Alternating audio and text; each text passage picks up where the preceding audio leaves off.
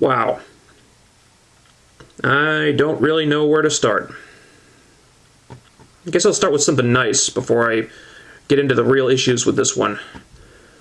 Like last week, there were some good promos on this show, especially Reaction. I found that from week to week, the promos on Reaction are usually very good, and more often than not, they're better than the promos on Impact. Fortune had a great one, Kurt Angle, Ken Anderson. Generally, it was a good night for promos, minus Mickey's botch about who the Knockout Champion was. Another good thing was Mickie James' debut. I thought this went really well. They introduced her like a big deal, they gave her the superstar treatment, she got a huge pop. Then she says, "I'm the referee this Sunday, but after Bound for Glory, I'm going straight for that title because I want to be the first one to hold every major women's title in the industry." I like this. It makes Mickie look important, it makes the Knockouts title look important. This is what I wish WWE had done with Gail Kim when she signed with them. I don't think Mickie could have asked for a better debut than this, honestly. The only problem was Mike Tenay. Because when Mickie came out, Tenay didn't sound shocked or surprised or happy or excited or anything. He was like, "There's Mickie James, and she has just been announced as the special referee for the Knockouts title match at Bound for Glory this Sunday." That's it? You can't muster up a little more enthusiasm than that for the biggest female superstar in the industry joining TNA? This guy is a damn robot, I swear to God. Other than Mike Tenay killing the buzz, though, Mickie had a really good debut. The third thing I liked, surprisingly, was Foley versus Flair. Unfortunately, the match had an unnecessary last man standing gimmick, which means... Ugh. I hate you so much. Anyway... This match was pretty much what we'd expect from them at this point. Not a lot of wrestling, but a lot of brawling, a lot of fighting, some sick bumps, and both guys bled like a faucet. Basically, this was Foley and Flair compensating for the limitations they have in the ring these days by completely destroying their bodies. And it was actually really, really good. I mean, Foley got thrown off the stage, there were table spots, thumbtack spots, barbed wire bat spots. This was way better than I thought it had any right to be. And ideally, this should have happened at Bound for Glory instead of that random bullshit tag match that I'll get to in just a minute. I mean, these guys killed themselves. And don't get me wrong, I appreciate the effort.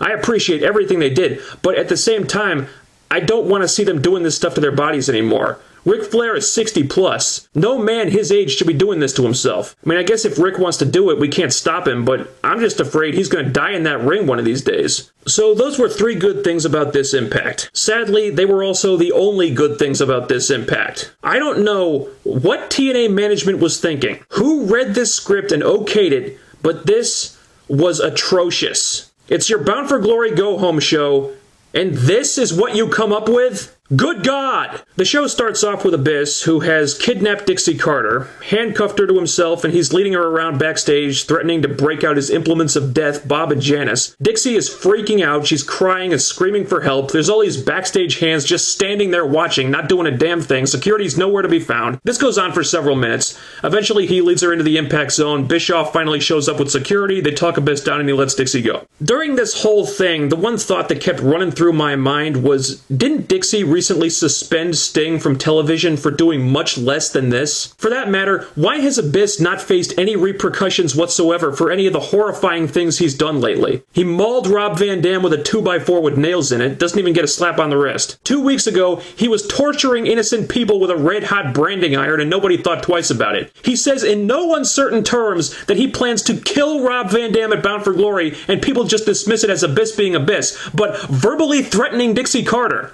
that's going too far. That's the line you don't cross.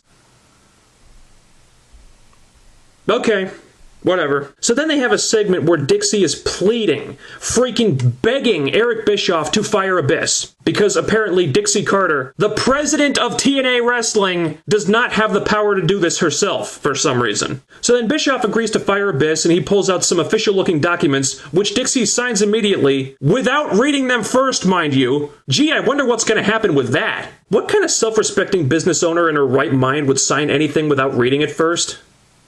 I'm just asking. Something else that, believe it or not, was equally as stupid as this was the Sting-Nash-Pope thing. Now, their segment with Bischoff was good. As I said, the promos were good here. I just don't give a flying crap about whatever it is they're talking about anymore. But the stupid part came at the end. After months and months and months of Sting, and then Nash, and now Pope 2 being the voices of dissent in the Hogan-Bischoff regime, pissing everybody off, making threats, beating people up. After all that, their punishment, doled out by Eric Bischoff, is a handicap match at Bound for Glory where they have the advantage. Wow.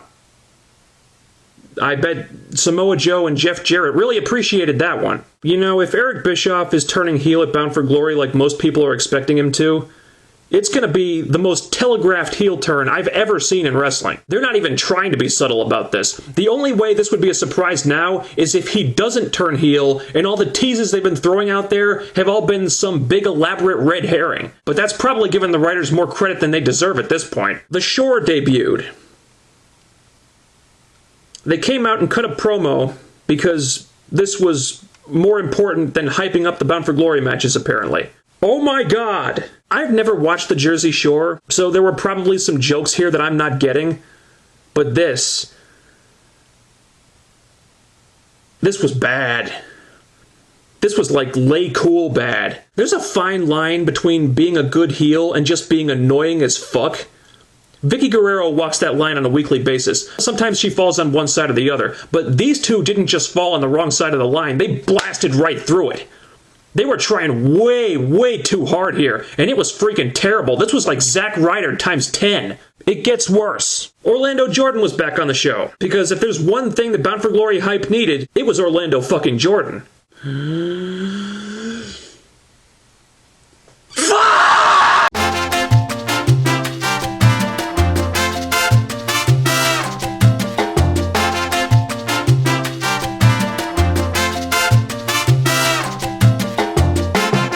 Jordan and Eric Young had a crappy match with Inc.